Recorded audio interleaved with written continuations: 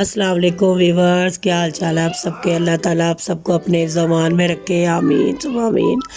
आज मैं आपके लिए कोकोनट बर्फ़ी की रेसिपी लेके आई।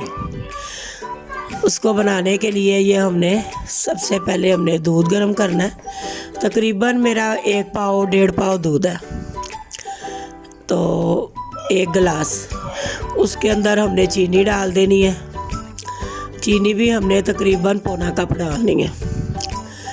तो उसके बाद हमने इसको गर्म करने के लिए रखना है। चीनी डाल के ना इसको हमने हल्की आंच पे स्लो पे ना हीट पे पकाना है और इसको गाढ़ा होने तक हमने ना इसको पकाना है ताकि ये गाढ़ी हो जाए।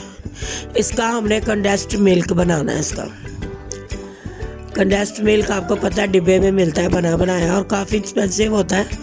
आप घर में बनाए हुए मैं आपको इसकी रेसिपी दे रही हूँ। ये देखें कितना हल्की आंच पे ये पकते पकते तकरीबन आधे घंटे में ये पक गया, तैयार हो गया। कंडेंस्ड मिल्क तैयार हो गया हमारा। इस तरह ये इतना गाढ़ा होना चाहिए। तो इसका हम डिज़र्ट बनाएंगे। ये देखें, अब ये मैंने कोकोनट पाउडर लिया हुआ है, बाज़ार में बड़ा इजीली मिल जाता है। ये आपने ले लेना है और इसके अंदर हमने ना वो कंडेंस्ड मिल्क शामिल करना है और इसकी एक डो तैयार करनी है। ये कंडेंस्ड मिल्क कोकोनट पाउडर में डाल के हमने इसकी डो बनानी है। इसकी देख लीजिएगा, आपके जितना आपके पास कोकोनट पाउडर है ना उसके हिसाब से ही आपने इसको ज़रा काफ़ी एक डो की शक्ल में देनी है इसको। तो आप ये देखें, ये डो बन गई है हमारी।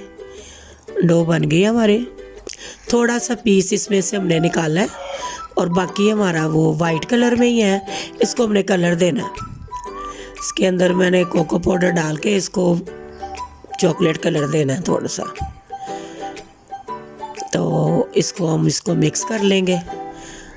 ये आपके हाथ थोड़े से वो स्टिकी से तो हो जाएंगे, जाहिर है वो मीठा है, स्वीट है। तो ये आप आराम से ना आप ये देखें, ये हमने ब्राउन कलर का एक मटेरियल तैयार कर लिया है। अब जो बाकी जो बचा है ना इसको हमने ये प्लास्टिक पेपर के ऊपर लगा दिया है। एक इसका ऐसे स्कोर सा बना लें, शीट के ऊपर रख लें। प्लास्टिक पेपर लेके इसके अंदर ये ऐसे करके सेट कर लें इसको हाथों के साथ, ऐसे सेट करके। अब इसके अंदर हमने जो डो तैयार की है ना, चॉकलेट फ्लेवर दिया है जो कोकोनट को, वो उसके अंदर रख लेंगे। तो अब इसको हमने रोल करना है। डो है, अब इसको अंदर आपने ना इसको फ्रीज़र में रखना है। इसको ना इसके स्लाइस होंगे, लेकिन अभी ये बहुत नरम है, सॉफ्ट है। इसको ना अब ठंडा करते हैं। ये अब ये देखे फ्रिज में से मैंने आधा घंटे बाद ही निकाल लिया जल्दी।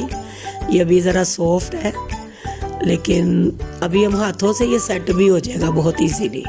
ये भी मैं आपको करके दिखाऊंगी। ये देखें कितनी अच्छी इसकी सेटिंग हो गई है।